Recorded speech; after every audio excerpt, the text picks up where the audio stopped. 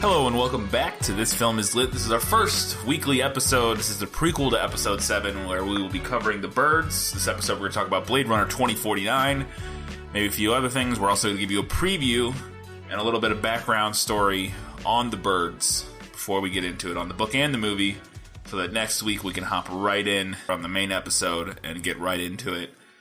So it should let us get you something every week, add a little bit more content with other stuff, because it allows us to talk about other stuff we're reading and watching that isn't the specific movies that we're doing.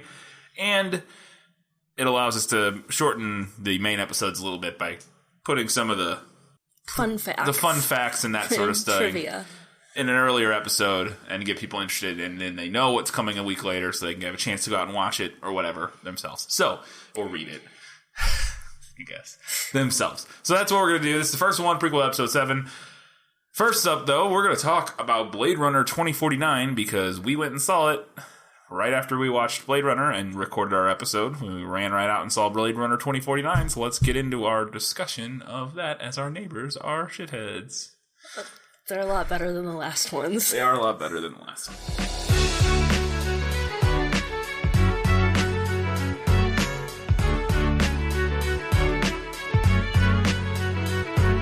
We're about to talk about Blade Runner 2049. We highly recommend it. If you haven't seen it, go see it. We're going to talk about it, but we're also going to have a ton of spoilers.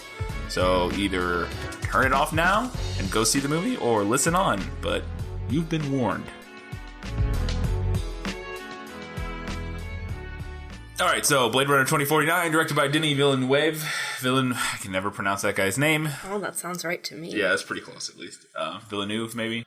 Who also directed Arrival, which we talked about, and a bunch of Prisoners, Sicario, a bunch of other movies. He did Blade Runner 2049. We saw it in our fancy new upgraded theater, which was lovely. We have recliners in our theater now. The seats are heated. Oh, heated reclining seats. It's so nice. We've made it. Compared to how that theater used to be. It's so nice. We live in the big city now. Yeah, right. It's big city living. So, I guess we're just going to do like a little bit, just talk about a little bit what we thought about it. Maybe discuss a couple of things that relate to things we talked about. Specifically, the one point about whether or not Deckard is a replicant in universe, in canon, which I think now is pretty much settled, but we'll get there. But first, just overall, what did you think? Did you like it? Yeah, I liked it. Yeah, that was about, I felt the same. I thought it was good. Yeah. I thought it was really good. I thought it was beautiful. I thought it was really well shot, which everything Denis Villeneuve directs is. This one in particular, though, because he had a lot more of a world to work with than something like Arrival. And Arrival's beautifully shot, but it's mostly inside tents or just in modern day Montana or wherever. So there's pretty stuff, and there's some other cool stuff, but there aren't post-apocalyptic hellscapes and whatnot, which you can do really cool stuff with, and they did really cool stuff with. So first, for me, the movie is fucking gorgeous. And I really enjoyed that aspect of it. Overall, I would say it's good. I need to see it again. Like Blade Runner, it's tough to know off the first viewing if it how much I like it. Yeah. But I really enjoyed it. I think it might have been a little long. It was a little long because it was like 2:45. I think they probably could have trimmed 15 minutes here and there that wouldn't be super noticeable, but would just make it a little more of a succinct experience. I never got bored, really. I never got bored in the movie, but eventually I have to go to the bathroom, but I don't. We've been sitting in here for 3 hours. Yeah. But I think they could have trimmed a little bit, but I'm sure they already trimmed a lot to get down to 2:45. You know what I mean? I'm sure that movie was 3.5 hours when they first cut it or something, when they did the rough cut or something like that. So that was probably my biggest problem. It was a little overlong, and I guess that was really my only negative. Yeah, I gotta agree about it being a little long. I didn't get bored either, but I did feel like it took maybe a little too long to get the ball rolling on the story. Yeah. I can see that. And the other thing that I think is, and they do this, it reminded me a little bit of Drive in this way, which is a really good movie, which is another Ryan Gosling film. There were times where conversations a couple of times almost felt needlessly long. Not conversations, but the amount of pauses and silence and waiting for people to talk in conversations and scenes, not to a huge extent, but and it's kind of the point, and I think the idea is it's more realistic, but to me, it's sort of, there were moments where it pulls me out as being less realistic, because in my experience, people don't sit in silence thinking about the next thing they're going to say. They just talk and then get to the next thing they're going to say. I don't know. But it was, I don't want to hate on it, because I thought overall it was a really good movie. I think I still preferred the first Blade Runner, just overall in the story it was telling. But speaking of the story, spoilers coming ahead. Spoilers. I think it's pretty explicitly clear now that Deckard is a human. Yeah, I would say so. I mean, based on the premise of the story, which is that Deckard and Rachel had a child, and that child is like the future replicant, super replicant. Yeah, he is 100% a human in this movie. I would say so. Yeah, it has to be. I mean, because the whole idea is that he and Rachel had a child, and that child is basically the like next generation of replicants that can breed. Human replicant. Yeah, hybrid thing. And in order for them to be a human replicant hybrid, Deckard has to be human. Other, it's just a replicant right child, which I guess would still kind of work. Be a...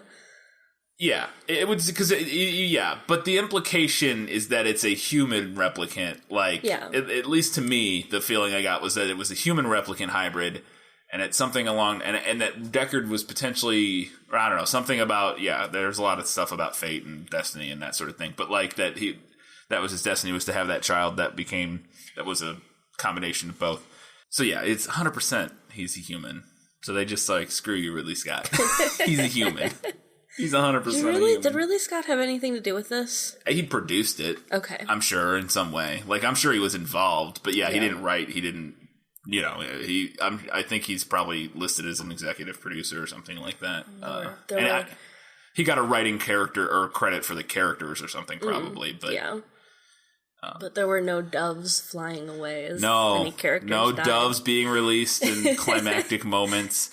A lot. I mean, there was still biblical imagery, but it was way dialed back to an extent. Mm-hmm. Or not dialed back, but less obvious. Less of, like I said, doves flying away or spikes being pulled from palms or that sort of thing, which I appreciated. One thing I did really like, I thought because they decided to push the bound further with what the movie was about. So the initial question, and it's the same question in this one, is what does it mean to be human? What comprises the totality of being a human? What does it take? Can you be a replicant or clone, basically? Although they're kind of, to me, I think they're kind of clones. Or android type things, but they're like flesh and blood. They're clones, basically. So if you're created, but you're still basically a human, are you? And that was the question in the first movie. They push it a step further in this one and ask, can you even be not flesh and blood?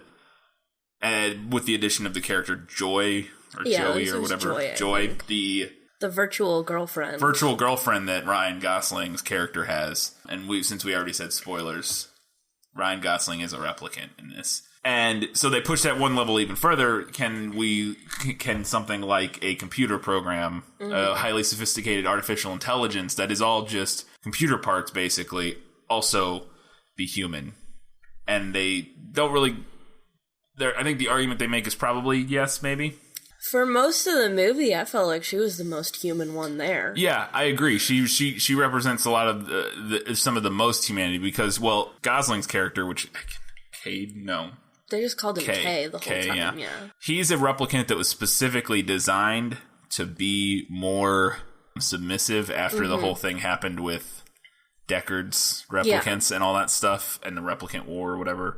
So he's like specifically designed to be more subservient. Yeah. And so he's very passive in a lot of the movie until he starts piecing things together and figuring things out. At least in the first half, he's very, just kind of there. And so she does provide that humanity, the scene with them on the roof in the rain, and, and she can't even feel it. Mm-hmm. She's a computer program, but still just that experience of being and out in the world because he buys a thing that allows him to take her around. Yeah, she's basically. like a hologram. Yeah. He gets a little, like, portable hologram thing. I guess. Yeah, I guess is the idea. Because, before she was tied to, like, a piece of equipment on the ceiling, basically. But, so yeah, I thought that was an interesting choice to add that character and kind of push it another step further and in asking that sort of question. I think they did a good job tying the stories together in a not super obvious like way that feels cheesy. Like it feels like a continuation that makes sense. Yeah. Without it being like ham-fisted. And the thing that made it feel better is that, and this is obviously spoilers again, the fact that Ryan Gosling or Kay isn't Deckard's kid. Yeah. Because if he had been, that would have felt a little on the nose, a little chosen one-y, like, you know what I mean? Oh, our protagonist is the son of the long lost son of our protagonist from the last movie. Mm-hmm. Like that wouldn't have been a surprise, and so I like that they went away from that and made that decided that's not what it is. But he still realizes that even though that's the interesting character development for him is that he really initially has no desire. He's not really even worried about his humanity in the beginning of the movie that much. He just does his job, whatever. And the only glimpses of his humanity we see early is his interactions with Joy. Yeah. And there's some sort of desire there, but it's, And then as he goes and he starts to think he could be Deckard's long-lost son, this prophesized child, he starts tying his humanity to that. That if this is true, if I am Deckard's son, that means I'm human. That means I am a person with a soul, that sort of thing. And then when he realizes he's not, he then has to learn the lesson and that he does that that's not important. And, it's kind of a stereotypical storytelling technique of the magic was inside you all along, it wasn't this thing you were looking for, Yeah. But I think they do a good job of it where he, thus by sacrificing himself, it's the most human thing he can do. Sacrifice himself for people he cares about or has come to care about. It means he is human, even though he's a replicant. I don't know. I thought it expanded on the themes in an interesting way. No, it definitely did. A pretty good job. I liked it quite a bit. Is there anything else that tied back to the books or the scene where he goes to find Deckard? Yeah. The setting of that was a little more close to what's described in the book.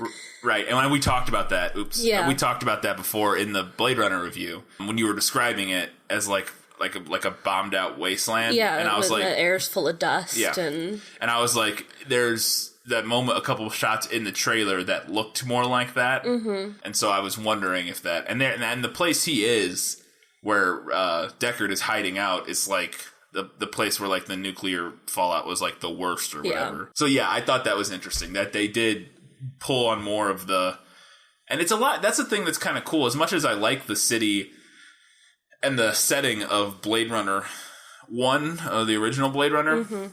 It's pretty much the same the whole movie.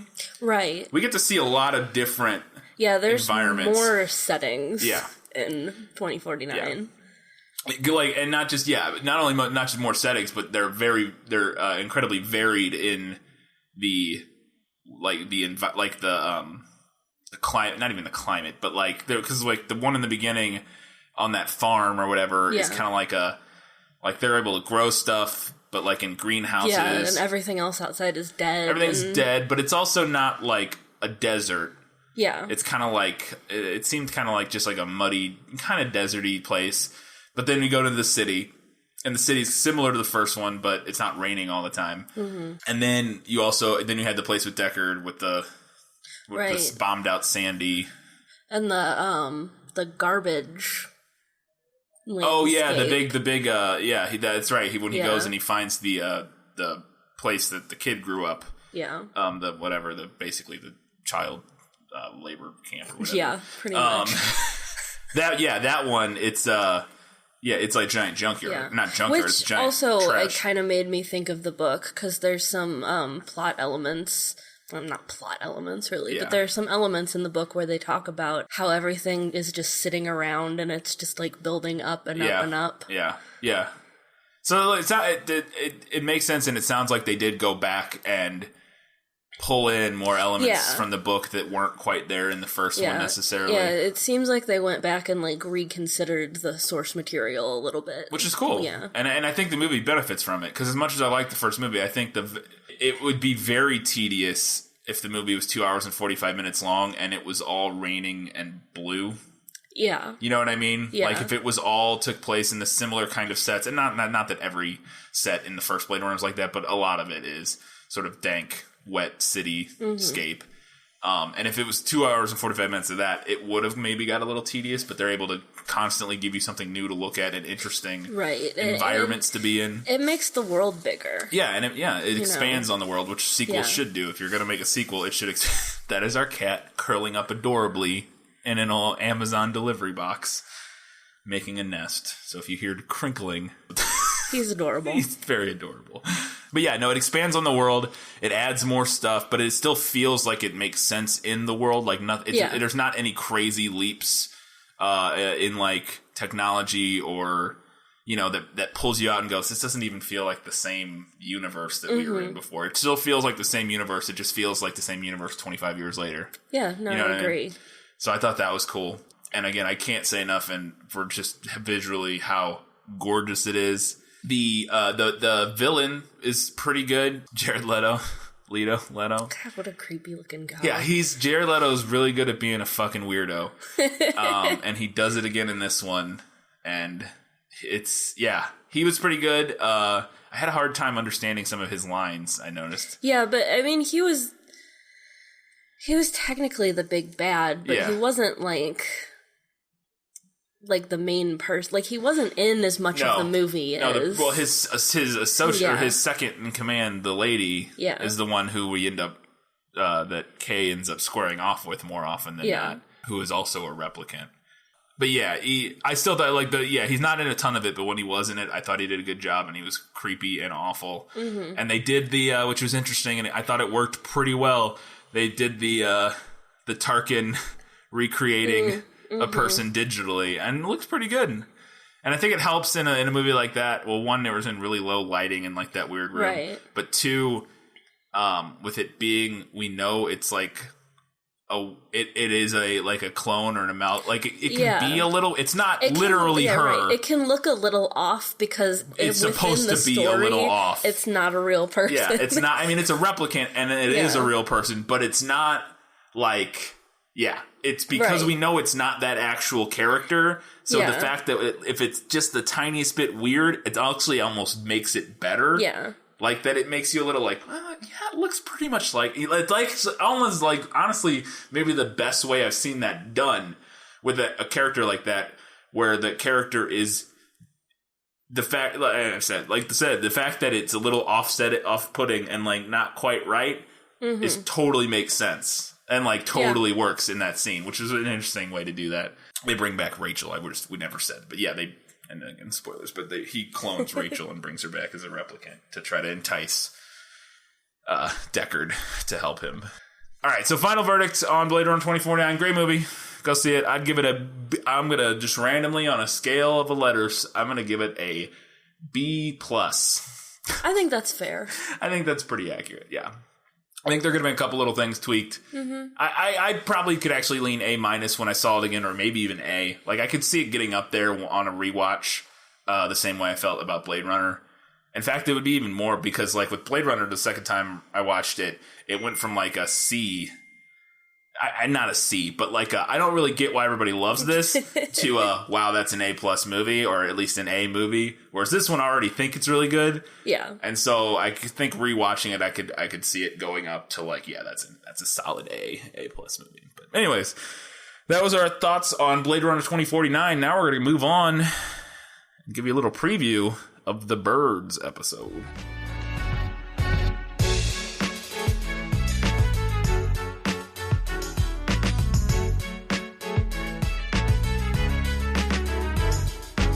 All right, moving on. Next episode, we're going to be talking about Blade Runner. No, I already did that one. We're going to be talking about The Birds, 1963 Alfred Hitchcock film, The Birds.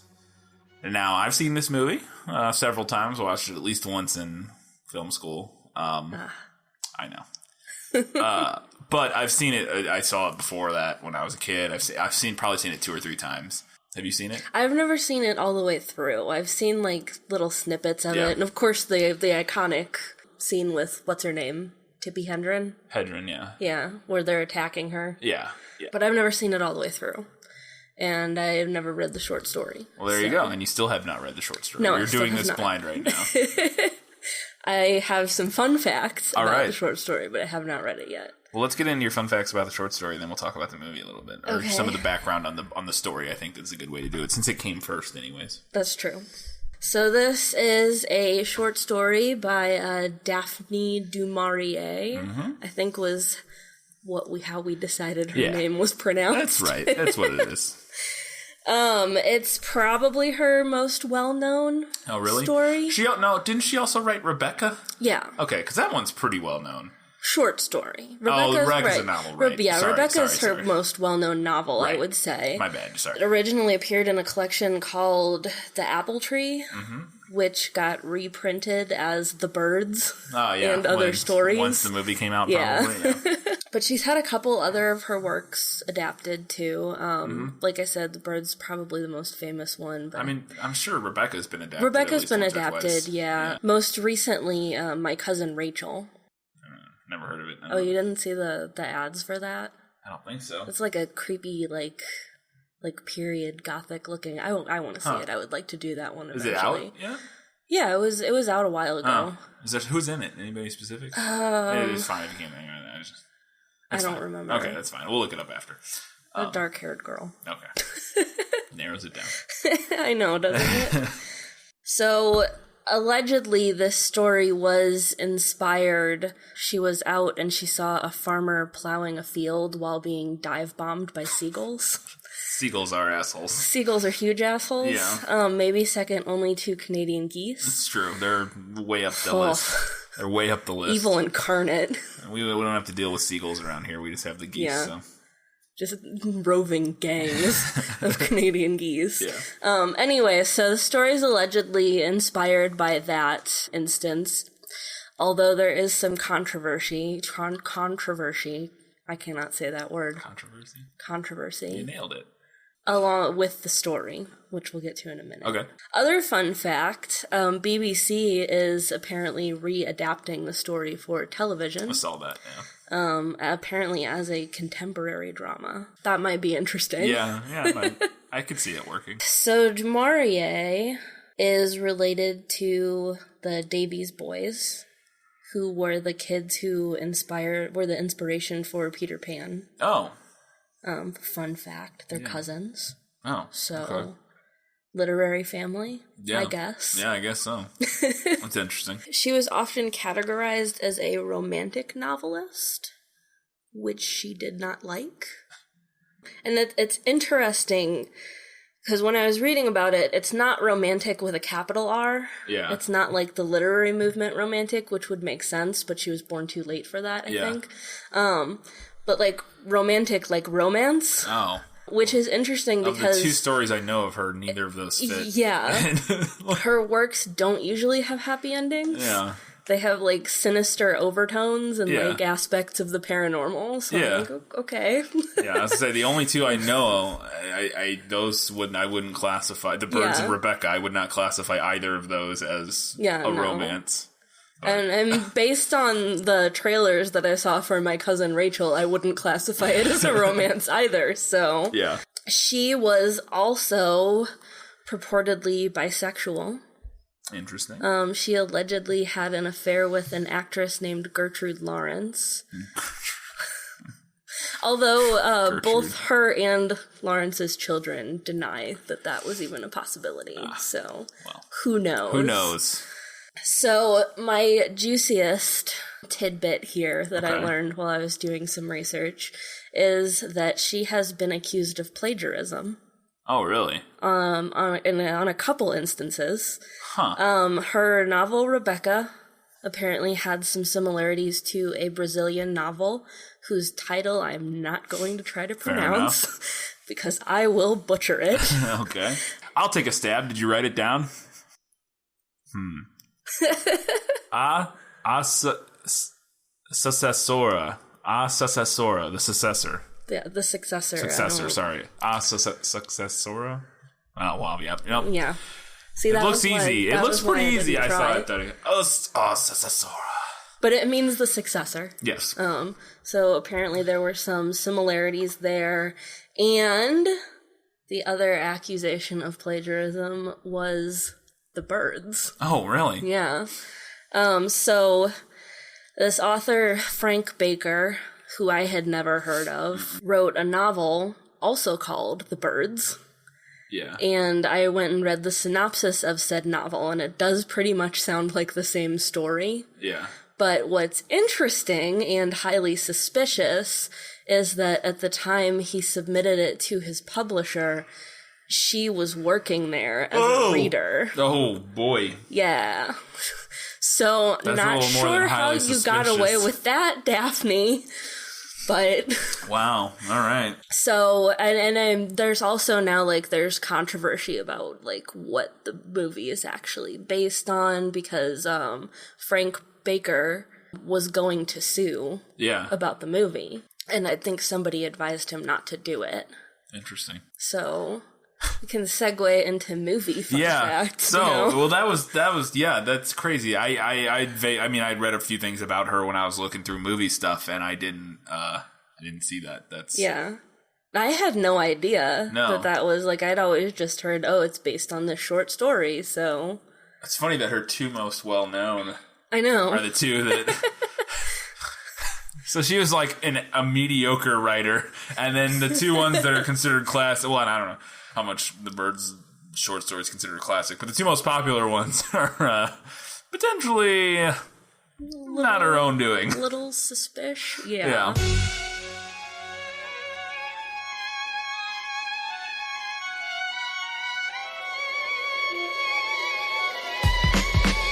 So The Birds, the movie, is 1963, like I said, Alfred Hitchcock movie. And I guess we'll get this out of the way first. So it stars Rod Taylor and Tippi Hedren. In recent years, there have been, Tippi Hedren released a thing that apparently Alfred Hitchcock's a giant fucking asshole. You know, I've heard that. Yeah, and she basically said that he sexually abused her and that sort of stuff, which is awful. And specifically in the making of this film, I think it was the only movie she ever did with him. Maybe it was her screen debut. It was her first big movie. So yeah, and she released a statement recently with all the Harvey Weinstein stuff about, and it's basically saying that this has been going on forever and that sort of thing. And Hitchcock is dead, right? Yeah, he's super dead. Okay, that's what I just wanted to make sure. Yeah, I think he died in 1980. He's been dead for like 30 years. Yeah, so assuming that's all true, which I have no reason to think it's not. Fuck him. Yeah, right. But so the screenplay, he didn't write it. The screenplay was by Evan Hunter, but Hitchcock told him that he wanted to add new characters. So that's kind of a spoiler. There are a bunch of new characters and a more elaborate plot, while keeping Du Maurier's title and concept of the unexplained bird attacks as the main thing. But they added more characters, and they also, one thing he wanted to do with it is set it up sort of as a comedy at the beginning, and basically play it up because he said, like, his thought behind that was that, it's called The Birds. It's called The Birds. You've seen the marketing, so you know what happens. But you're going to spend that whole first beginning of the movie just waiting. Yeah. And so that build that suspense of where there's not, like, the first actual bird attack, I think, is like pretty far into the movie. I'd have to double check. I mean, when we watch it. Yeah. But I think it's like when she gets attacked by that seagull, like it's like 30 minutes into the movie or something like that. He was also inspired by, so apparently in August in 1961, which is like the year before he started filming, he was already developing the movie, I think. A bunch of birds in a California town all died in the air. Oh, that's creepy. Fell out of the sky and were littering the streets in this California town, and they think it was most likely to do some sort of a toxic shellfish or something. I didn't read. It was some sort of poison. They basically poisoned. Yeah, they ate or something like that. Poisoned them all, and they all just fell out of the sky and died. And he requested a bunch of the news footage from the covering of that as inspiration for. For like half a second, I thought you were going to say he requested the bird bodies. Take the bird bodies so he could throw them. No. He got a bunch of the footage so he could use it for inspiration for elements of the film. In 2016, The Birds was deemed culturally and historically or aesthetically significant by the United States Library of Congress and selected for preservation in the National Film Registry. That just happened last year, apparently. Some other cool things to look for if you haven't watched the movie yet, in terms of the way the movie's made. Some other cool things is there's no score, if you'll notice. There's no real score in the movie. It's all sound effects and music that is in, it's called source music. There's other ways. Okay. It's music that, the only music in the movie is music that takes place in the universe that the characters can hear. If they walk into somewhere and there's a music song playing. Okay. And then a couple times people play piano or stuff like that. Yeah. So there's no actual score though. And he did that on purpose because he wanted to punctuate those moments of sound and music against the silence of the rest of it because he thought that would up the suspense. Especially when you're sitting there waiting, listening for the birds when they're in the latter half of the film. So yeah, there's no score, which is interesting. Again, a pretty unconventional thing to do. And then so that's really all the kind of fun facts about the movie. But I have a couple quotes from Hitchcock about book, kind of relevant because it's about books versus movies to an extent. Okay. And I thought these are interesting when I was doing some research. He said this, or is quoted as saying this: "Really, the novelist has the best casting since he doesn't have to cope with the actors and all the rest."